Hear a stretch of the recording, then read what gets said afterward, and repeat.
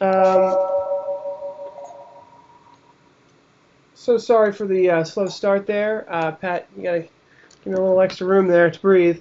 So, yeah, we're ready to start. This is episode, this is episode 6. And today we're doing a reseller spotlight on Tom Sinclair from Eastern Shore Broadcast. Thank you for joining us, Tom. Good to be here. Thank you. This is something really cool and exciting. I am just like, I don't even know what to say about this. Tom is actually using vMix to output into Zoom video conferencing. So he has a full live broadcasting studio in our video conferencing software. That's right. That's right. This is pretty crazy. We have to make sure we're not battling against each other because I'm going to be doing overlays, you're going to be doing overlays. I mean, this is pretty incredible. Yep. Well, I'm ready. Let's go. Cool. Well, I've never seen this done. So let's do our quick little intro. So I'm Paul Richards. This is Patrick Kirby. Yep. We are your hosts today, and we're doing live streaming every Friday. And this is at 2 p.m. We're from PTZOptics. Yep. We've got a cool plan today, and let me just quickly go over the agenda. We are going to be doing an introduction. We're going to talk about how we live stream, because we do think this is an extremely unique and new platform for everyone who does live streaming. Then we're going to let Tom take it away. Tom has been doing this for a long time, and I'll let Tom explain what he does and how important he is to this industry. He's got a product demo for us. From what I understand, it's an HDMI switcher that's got a Thunderbolt output. We've got a customer requesting some low light test footage. So we're going to turn the lights down low, which might be difficult because we've got so many lights on in this room, but we'll figure it out. We can. Well, they want some low light test footage. Pat's got a white camera connected to his computer. You can see below us.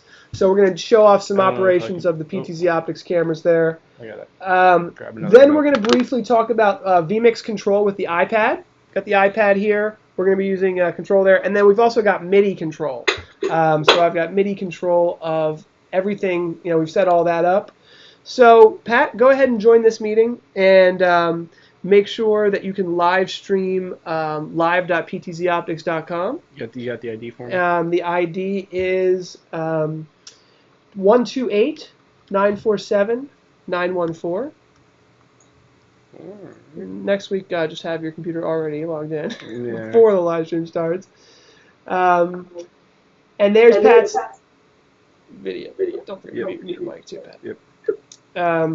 And what Pat's going to do is he's going to share his screen.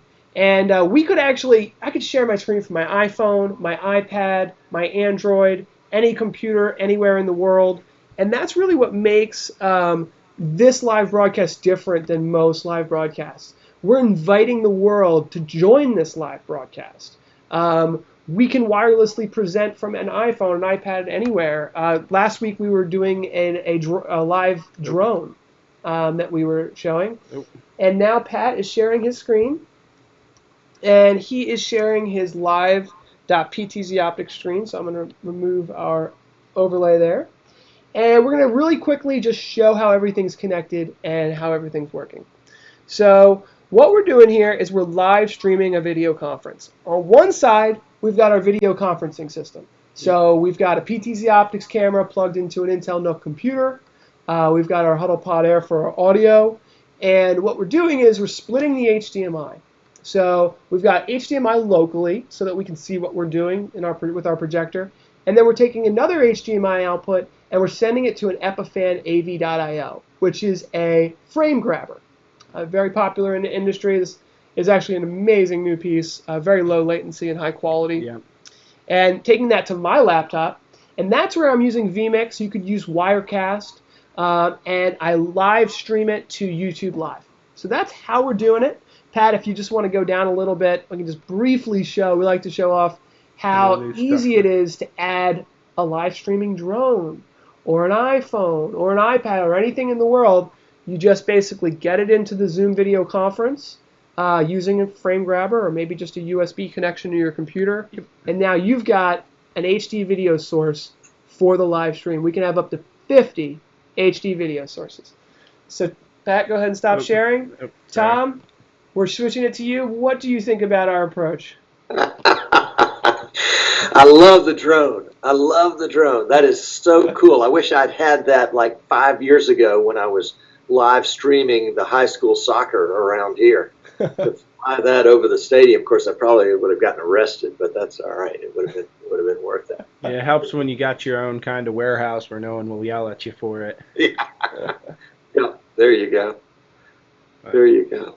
Yep, and then for anybody wondering, all the drone footage was last week's episode, so if you want to check it out, join, you can go through our actually, YouTube next channel. Friday, we're going to be doing it again with Epiphan Systems, and we're going to add even more layers to the live broadcast. It's going to be fun.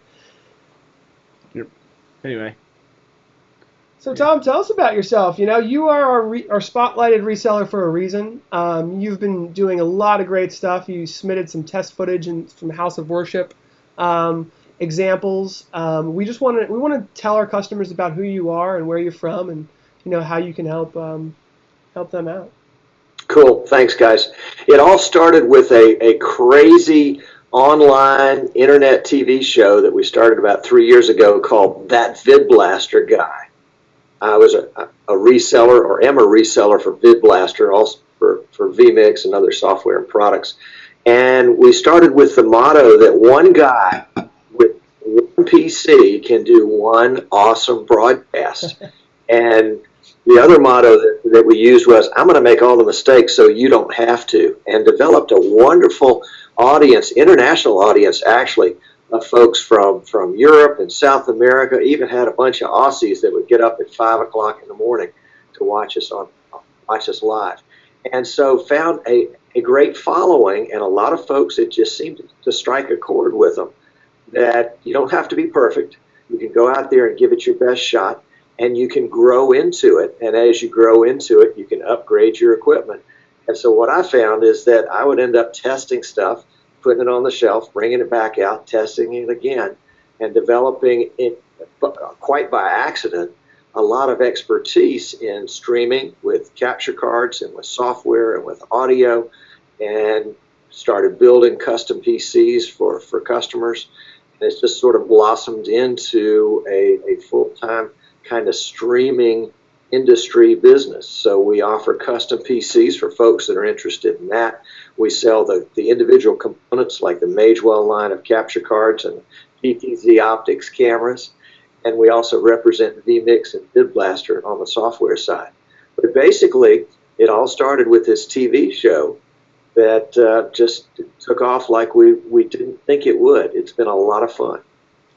Wow. I mean, it's amazing, because you're actually extremely, I would consider you somewhat disruptive in the market, in a way, and we love that. PTZOptics is a disruptive product line as well when you look at the established players in the market like Sony and Panasonic. So, we just love seeing someone with that motto. You can do it yourself. I'm sure people come to you with questions all the time who are trying to do it themselves and can benefit from the knowledge that you've created. Yeah, and all right, you got time for a quick story? Story. Go Here it ahead. is. It's all in a nutshell. A guy called me from New York, and he has a passion for, get this, he has a passion for hand-making shoes. That's what he loves to do. He loves to make shoes.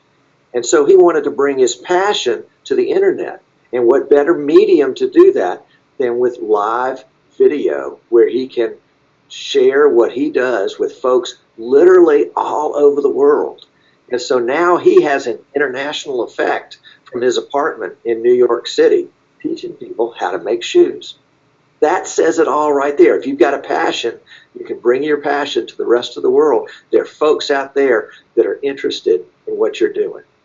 Tom, you have an amazing way to bring all of this crazy technology that can be confusing back to the earth and root it down into what's really important. In fact, I've watched a lot of your videos. Yeah, I've watched a lot of one of the videos that I remember listening to you say how it's like Legos. It's like building with Legos, and it really is. And it sounds, first time I heard it, I was like, that really sounds too simplistic.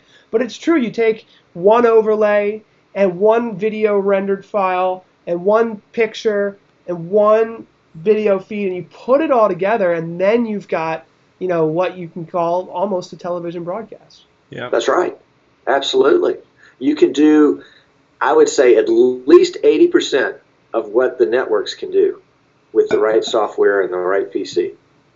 Yeah, that's actually very, And now pertinent these I would days. argue that we're doing more at this point than they can do in certain ways. Now, one thing that I've never seen done, and Tom, I think you're the first person that I've ever seen do this, is you're bringing in live broadcast effects into a video conference call.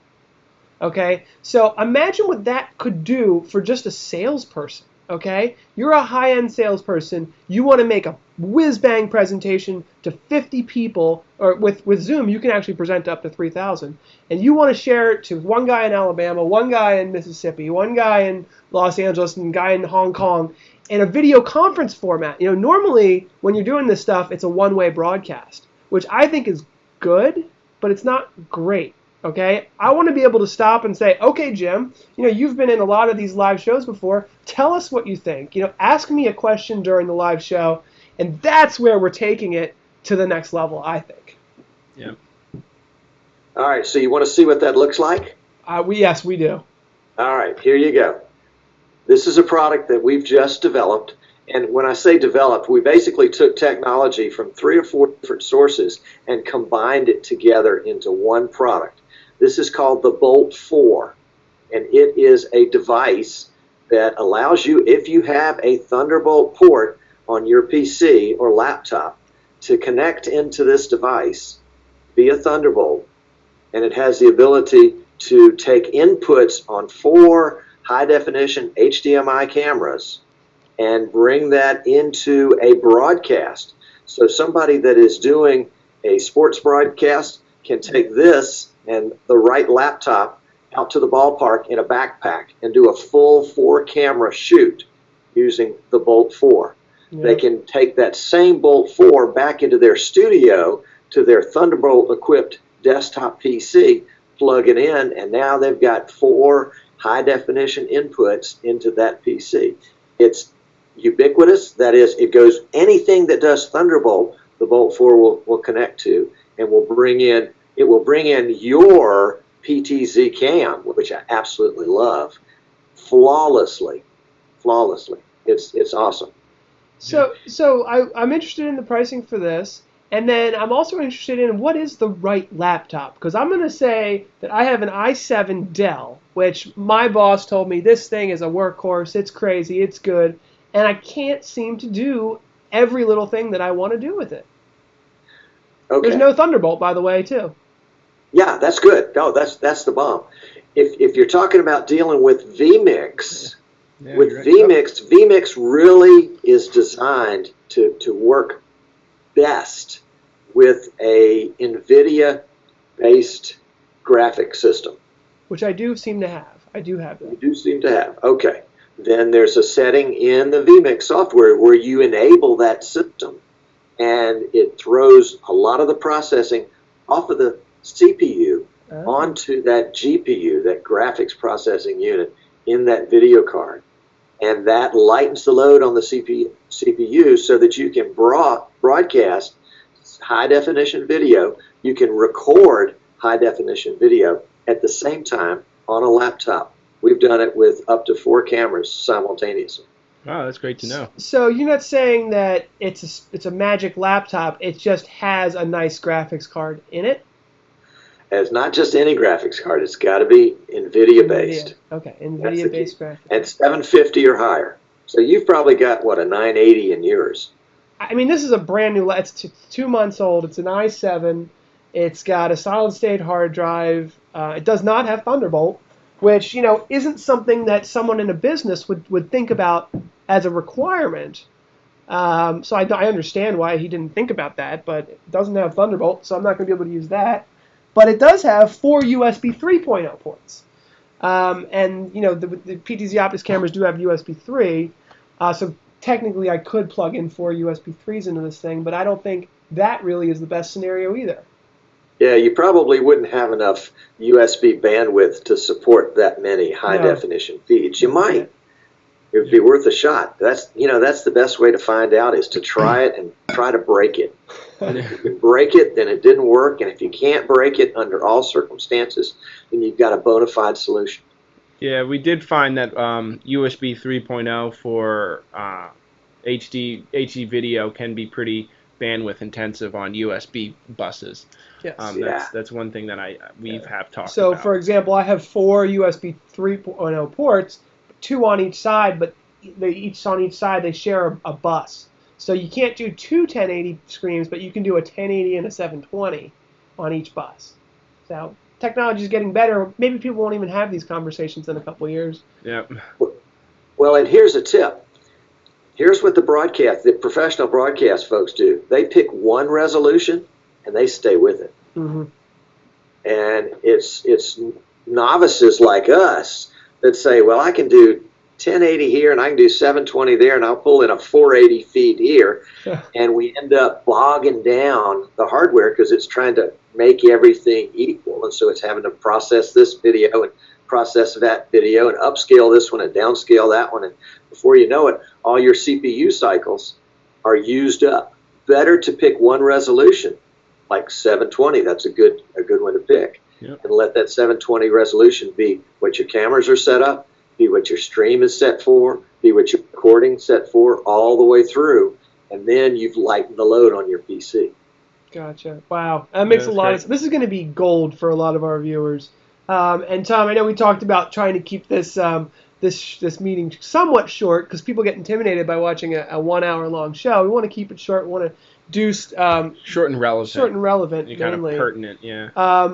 And Tom, I wanted to ask you about this scenario that we've come into play with a lot, which is salespeople coming to us and saying, "Hey, I want to use all the things I just saw you guys do in a sales setting. In my boardroom, I want the perfect lighting, and I want to do all of these things." Have you ever come into contact with that, or is that just a foreseeable use case scenario now that we can pull all this stuff into a video conference, which is what most salespeople are using now because they can't go out and see every single customer, but they can certainly sit down with them for an hour over a video conference call. Do you foresee people saying, I want to take it more than just a video and an audio feed, I want a green screen background, and I want an overlay, and I want all these things to really, because I mean, we've got some high-end customers who are making $1 million sales calls. And, would it cost them that much money to put a nice little PC in there and get vMix on there? I don't think so. So have you gotten to that scenario, or is this something new that you think is going to be coming in the future? Not only have we gotten to that scenario, but we've made that scenario portable, where you can literally take it in a backpack to somebody else's office and set them up and do a whole presentation from their desk to their customer. So a third party could provide that, or companies could all it takes is a 12 by 12 room with the right lighting and a green wall behind you, a good internet connection and the right PC and cameras, and look out, away you go. Yeah. Wow. That's a good point. Even mobile applications, I think that, Tom, with people seeing what you're doing right now, with PTZOptics being halfway in the broadcast world, halfway in the video conferencing world, I think people are going to start making these connections and saying, you know what, Tom brought in an overlay on his video conference call that you were live streaming. How do I do that? And they're going to come to us and ask us how to do this kind of stuff. I think from my perspective, the folks that I want to help, I've got a real heart for churches, because I think they have a wonderful message, especially in the world that we're living in today, a message of hope, a message of faith, and a message where the future is really brighter than what we might feel like it is today. And there's no better way for a church to put that message out to the world than over live video over the internet. And your camera is perfectly, your PTZ, and I'm talking about the wired camera now. I haven't played with your wireless one. I can't wait to get a hold of that. But your wired camera is going to be perfect for that application. We are right now on the drawing boards. We've got a whole church system that includes the PC, includes the video capture device, and includes your cameras as the base of it, because those cameras can be put anywhere. And actually, with even just a couple of cameras, you can set up a dozen different shots in the same sanctuary.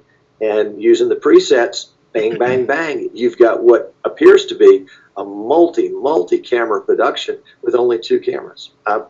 Well, and you saw the video that we made. That was with 1 camera. No, excuse me, I take that back. That was with one of your cameras and then a Logitech webcam just to get a static shot so that we could reposition the camera in between shots. Yeah. That's what we tested that day to see, will this really work? And the answer was yes, very well, it will work. And Tom, I really want to ask you about this one scenario that I've been explaining to a lot of our customers, is that the power of 2 cameras is so much better than just 1, because now you can set up your next shot and fade to it. And is that part of kind of what you're talking about here, and allowing the churches to have the ability to kind of queue up their next shot? Absolutely. A message like this message that I'm bringing to you right now, might be interesting, but it's more interesting if suddenly we're getting some different camera shots and there's some visual movement, some activity in the frame, that is in this shot right here. And it becomes far more interesting to the eye, and as a result, the brain tends to pay attention. When the eye is intrigued, the brain pays attention. And that's what we want, and having multiple shots will increase that. I don't know what the statistics are, but I'll tell you, I watch when I view, and if I see one talking head right there that never moves, and that's all there is, and there's not anything like this background behind me, it's got some motion in it that helps attract interest. If I went to this background, suddenly I'm just a guy in a room. But when I'm here, suddenly I'm in a studio somewhere. I'm a fancy place, and if I've got the ability to bring multiple cameras in, it even accentuates that all the more. Now, cameras don't have to be on the subject like me. The cameras can be on an object. Yeah, I was going to say, you did that earlier. You kind of got a couple cameras already set up there. Right. And they don't have to be fancy, but if you're doing a $1 million sales presentation, then you want to have $1 million camera. There's no doubt about that. I won't push that point. But go ahead. Okay, so I didn't want to interrupt you there, but I wanted to move on to an important topic that we've been having so much talk about, which is bandwidth. Okay, the bandwidth is now accessible, and that's what's making all of this happen. You must have an incredible bandwidth connection. I haven't seen a single packet loss or drop frame from you this entire time. Yeah, I dropped some frames here earlier. I don't know what happened to them, but they're here. No, we've got about 25 megs up. So, but we're in a little small town in southern Alabama. But we've got pretty decent internet, about 100 down and about 25 up. Interesting. And so I wanted to take this moment to talk a little bit about PTZOptics free tools for optimizing bandwidth and checking bandwidth. So if you've ever been to speed.ptzoptics.com, it's a free tool that our customers can use to spot check their bandwidth and see what they have available. And on that page, once you've checked your bandwidth, we have a bandwidth optimization checklist, which just goes over basic tips. Like, for example, if you're live streaming, get off the Wi-Fi, hardwire your computer, or if you're joining the video conference and you're on 3G, join the Wi-Fi. The little things that you can do to improve your bandwidth. We've put all those together in an optimization checklist to do that. And you can see here we've even got somebody who's joined this live stream with their iPhone or mobile device. He's like walking around. He just got off the train. He just got off a train. I guess he's. I think it's one of our customers who wanted to see the low light testing. But so sorry for just dragging on here, but we want to keep going on our stuff here. So we want to do a low light test. And thank you for calling in, by the way, whoever just called in. We wanted to turn the lights down low. And show a couple of our customers how good the cameras look in low light settings. So I will do that now. Here, I'll turn these ones off. You turn those off. I'll turn these off.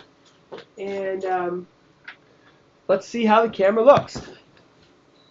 So this is extremely low light. We still have 2 lights on our green screen, but this is a good chance for us to. Yeah, go ahead. Turn it off. We have the ability to have an on-screen display menu and start really drilling down on the lights. And I guess let's get this last one. Might as well do them all. Except the. There we go.